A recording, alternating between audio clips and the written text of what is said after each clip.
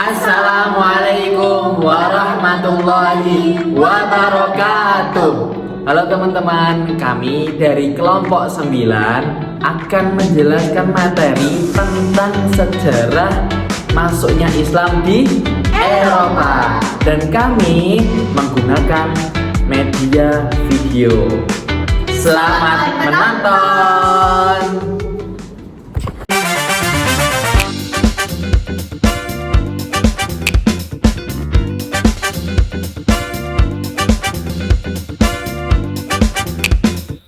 Tahukah kamu, peradaban Islam tidak hanya berkembang di Timur Tengah, tetapi juga pernah berjaya di Eropa. Melalui berbagai jalur dan cara, Islam membawa pengaruh besar terhadap kemajuan ilmu pengetahuan, budaya, hingga kehidupan masyarakat Eropa, terutama di masa abad pertengahan. Lalu, lewat jalur apa saja Islam bisa masuk ke Eropa? Yuk, kita bahas satu persatu. Jalur yang pertama yaitu jalur Andalusia. Inilah jalur yang paling berpengaruh. Pada tahun 711 Masehi, pasukan Islam di bawah pimpinan Tariq bin Ziyad menyeberangi Selat Gibraltar dan menaklukkan wilayah Spanyol.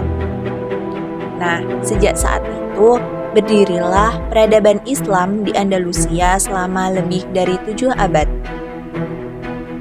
Kota Cordoba bahkan menjadi pusat ilmu pengetahuan yang menyaingi Baghdad. Disinilah para ilmuwan Eropa belajar astronomi, matematika, filsafat, dan kedokteran dari cendekiawan Muslim. Toleransi dan persaudaraan umat Islam membuat masyarakat Spanyol menerima Islam dengan terbuka. Selanjutnya, jalur kedua yaitu jalur Sisilia. Pulau indah di Laut Tengah ini juga menjadi jembatan penting antara dunia Islam dan Eropa. Islam masuk ke Sisilia melalui dinasti Aghlabiyah, dan di bawah dinasti Kalbiyah, wilayah ini berkembang pesat. Banyak sarjana lahir dari Sisilia, dan melalui pulau ini, ilmu pengetahuan Islam menyebar ke Italia dan Eropa Barat. Selanjutnya, yang ketiga yaitu jalur Perang Salib. Meski merupakan konflik militer antara umat Islam dan Kristen, ternyata Perang Salib menjadi jembatan budaya antara Timur dan Barat. Selama hampir 2 abad, bangsa Eropa bersentuhan langsung dengan dunia Islam yang lebih maju. Mereka membawa pulang banyak ilmu pengetahuan, teknologi, dan kebudayaan dari dunia Islam. Hasilnya, terjadilah kebangkitan besar di Eropa yang kita kenal dengan nama Renaissance, Reformasi, dan Pencerahan. Dan yang keempat yaitu jalur perdagangan. Melalui hubungan dagang di Laut Tengah dan sekitarnya, para pedagang Muslim berinteraksi dengan bangsa Eropa. Tak hanya barang dagangan yang ditukar, tapi juga ilmu pengetahuan, budaya, dan sistem ekonomi. Dari sinilah Eropa mulai mengenal konsep perniagaan modern yang diwariskan oleh dunia Islam. Nah, yang selanjutnya tentang faktor yang mendukung penyebaran Islam di Eropa. Keberhasilan penyebaran Islam di Eropa tidak terjadi begitu saja, melainkan karena adanya berbagai faktor pendukung yang mempermudah proses tersebut. Nah, pembahasan kali ini akan berfokus pada faktor internal yang menumbuhkan minat masyarakat Eropa terhadap ajaran Islam. Faktor yang pertama yaitu kebebasan dalam beragama. Islam memberikan ruang kebebasan bagi setiap pemeluknya untuk beribadah dan berhubungan langsung dengan Allah tanpa perantara tokoh agama.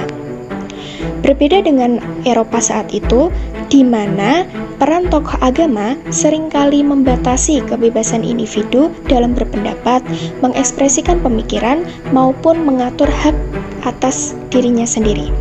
Yang kedua, kekayaan ilmu pengetahuan dan filsafat. Kecintaan Islam terhadap ilmu dan penalaran rasional menarik perhatian banyak kalangan Eropa. Banyak dari mereka mulai mempelajari Islam dan tertarik untuk memeluknya karena ajaran Islam dianggap lebih logis dan ilmiah dibandingkan dengan kepercayaan tahayul yang sebelumnya berkembang di masyarakat Barat. Yang selanjutnya yang ketiga yaitu keindahan sastra Arab. Sebelum pengaruh Islam masuk, sastra Eropa belum berkembang pesat dan cenderung miskin imajinasi serta nilai-nilai estetika. Sebaliknya, karya sastra Arab memiliki keindahan bahasa, kedalaman makna, serta kekuatan simbolik yang tinggi. Keunggulan inilah yang kemudian menginspirasi dan memikat masyarakat Eropa untuk mempelajari dan menghargai sastra Islam. Yang keempat, sistem pengaruh kehidupan dalam Islam. Islam tidak hanya mengatur hubungan manusia dengan Tuhannya, tetapi juga mengatur hubungan sosial, politik, dan hukum dalam kehidupan sehari-hari. Pada masa itu, sistem hukum di Eropa belum sepenuhnya adil dan terorganisir. Salah satu bukti pengaruh Islam terlihat dari ketertarikan pelajar Eropa terhadap karya-karya ulama Muslim, seperti Fiqih Al-Khalil, karya dari Imam Malik yang bahkan menjadi dasar hukum perdata di Prancis. Dan faktor yang terakhir, yaitu yang kelima, penekanan pada kehormatan dan martabat umat. Islam sangat menjunjung tinggi kehormatan dan martabat setiap individu, termasuk para pemimpin. Sebelum Islam berpengaruh, sistem pemerintahan di Eropa bersifat feodal, di mana penguasa memiliki kekuasaan absolut atas rakyatnya. Sebaliknya, dalam ajaran Islam, seorang pemimpin berkewajiban melayani rakyatnya dan memastikan kesejahteraan mereka agar kebutuhan hidup dasar terpenuhi secara berkelanjutan. Di masa ketika Eropa masih berada di masa kegelapan atau biasa disebut Dark Age, antara abad ke-8 sampai ke-15, dunia Islam justru sedang berada di puncak kejayaan ilmu pengetahuan. Dari wilayah seperti Andalusia, Sisilia, hingga lewat hubungan saat Perang Salib, ilmu dan budaya Islam perlahan mengalir ke Eropa. Dari sinilah Eropa mulai mengenal kembali sains, matematika, kedokteran, astronomi, dan filsafat. Banyak karya ilmuwan Muslim diterjemahkan ke bahasa Latin.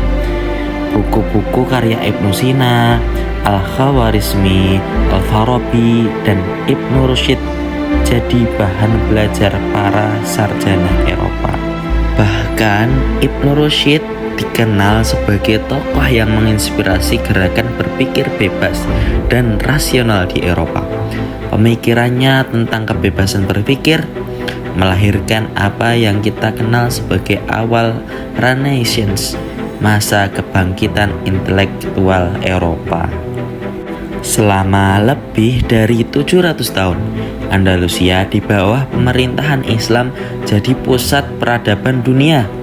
Kota seperti Cordoba dan Granada punya masjid yang sangat megah, istana indah, rumah sakit, jalan raya, sampai universitas yang menyaingi kota-kota besar dunia.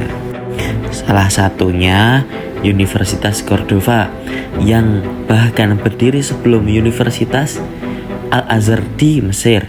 Di sana para pelajar dari berbagai negara datang untuk belajar ilmu pengetahuan. Jadi, bisa dibilang Eropa bangkit dari gelap justru karena cahaya ilmu yang datang dari dunia Islam.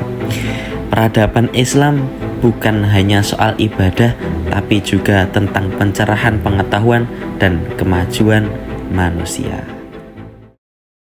Nah, itu tadi penjelasan materi dari kelompok kami, teman-teman. Cukup sekian. Terima kasih. Wassalamualaikum warahmatullahi wabarakatuh.